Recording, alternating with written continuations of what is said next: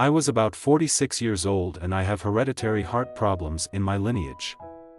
As for my beliefs, I became a born-again Christian when I was around 13 years old. I believe strongly that God created the universe, and that Jesus died on the cross to absorb man's sins so those that wanted redemption and forgiveness would need to believe he was the Son of God, and that he died on the cross for the salvation of man. In life, I always tried to act proper, follow the laws, treat others with respect and kindness, and help others when I could. On May 29, 2008, I was having some chest pains, so I went to see a cardiologist. He did an EKG, and immediately sent me to the hospital emergency room. They checked me in, planning to place a stent in a couple of my heart arteries.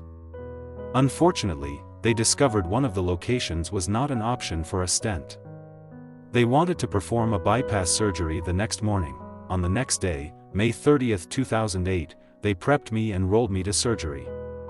I had a large fear of the procedure, but was told hundreds of bypass procedures were performed every day and with no issues.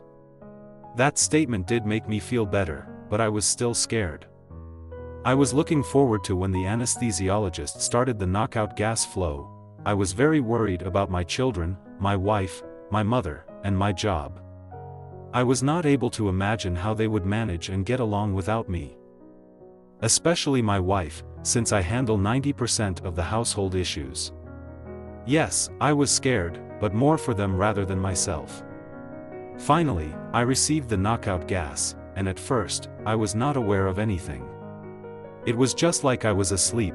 What seemed like just a few minutes passed by, and then I was wide awake. I had a terrible deafness, to the point I could not even hear my own yelling as I was trying to tell the doctors I was awake.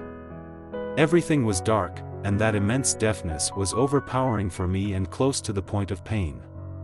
It was as if I was in a vacuum. After a short time, I started floating up out of my body. I could see my body being worked on by a medical team. The deafness pressure started to subside, and I could hear again. I could also see clearly. I continued to float up and could hear the chatter of the doctors around me. I started to float back down, just short of going through the ceiling. As I started a slow descent, I could see my father and my maternal grandfather, standing at the end of a very long hallway. I was excited to see them, and was waving and shouting to them. But they never acknowledged me. They were talking to each other, as if they had not seen each other for a while. They would look my way occasionally. And I would wave and shout again. But still, they never acknowledged seeing me. I couldn't hear what they were talking about. It did seem like they had not seen each other for a while though. They also appeared as the way I remembered them in my head. That is, my dad looked like he did before he got cancer, and my grandpa looked how he did when I was a teenager. I finally descended and was sitting on a table next to the operating table. A door at the start of the hallway opened and a man walked out to greet me. He asked me how I was doing. I pointed over to the table where they were operating and told him it looked like I was not doing too good. The man gave a pat on my back and said, "Not to worry, everything would work out okay." I told him I thought my dad and grandpa must be mad at me because they were ignoring me. He told me that they were not allowed to interact with me. He told me that this was because this was not my time to pass the final barrier, and that I would be going back to my body soon. I asked the man who he was. He told me that he was my brother. He had a cast on his foot, that he said he had gotten from skiing.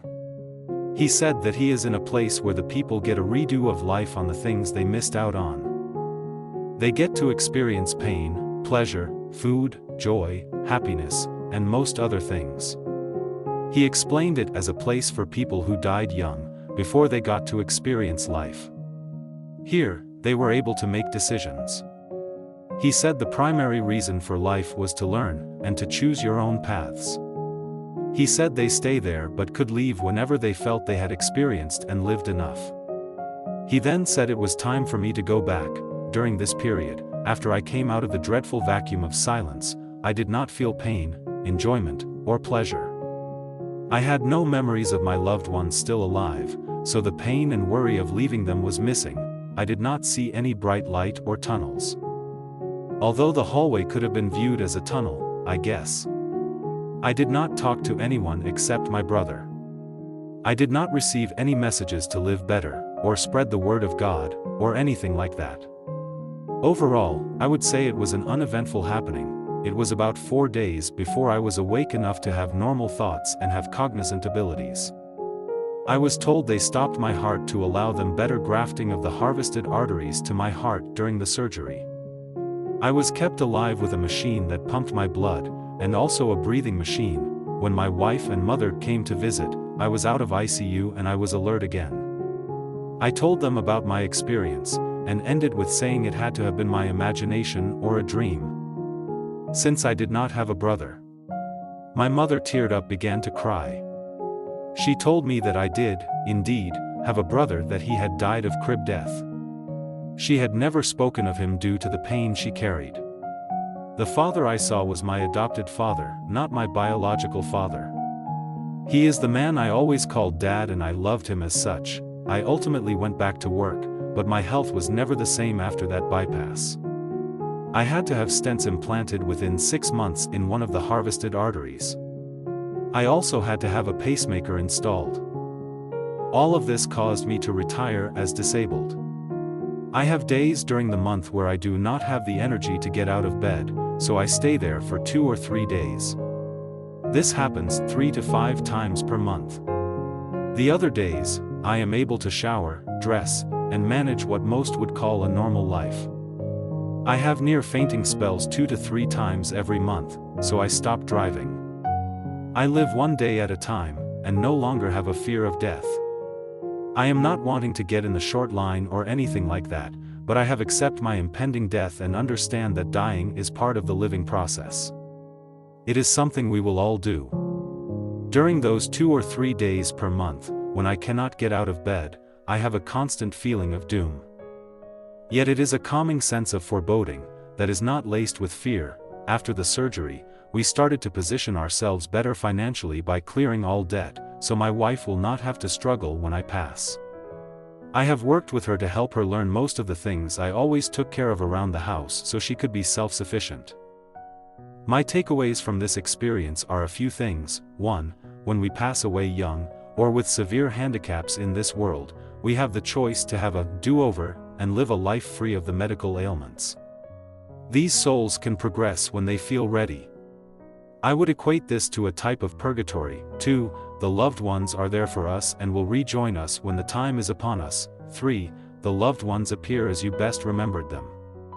This could be when they were any age that you recall them looking their best, or when they were the happiest. 4. Our lives here are intertwined like a bowl of spaghetti. We are supposed to help people get untwined. We are supposed to treat others with kindness, patience, and love. We are supposed to help people live the life path they choose. 5.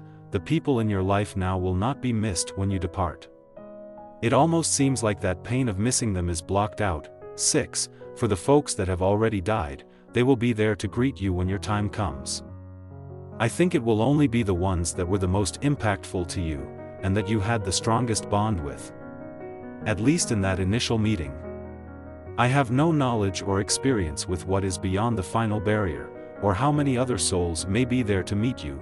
7. My faith and beliefs have never changed. I am still a Christian, and I speak to the Lord through prayers at times, with my core beliefs not being impacted one way or another. I have not been a group participant of the Lord, like going to church regularly, for 20 years before the surgery, and that still remains today. I think churches are good for helping those in need, but I think the Lord cares more about how we live our lives, and how we treat and help others more than our church attendance habits. Thank you so much for watching today's video. If you found this testimony as fascinating and moving as I did, please give it a thumbs up and share it with someone who might appreciate it. And don't forget to subscribe and hit that notification bell so you're the first to know when we release new NDE stories. We have some incredible testimonies lined up that you won't want to miss.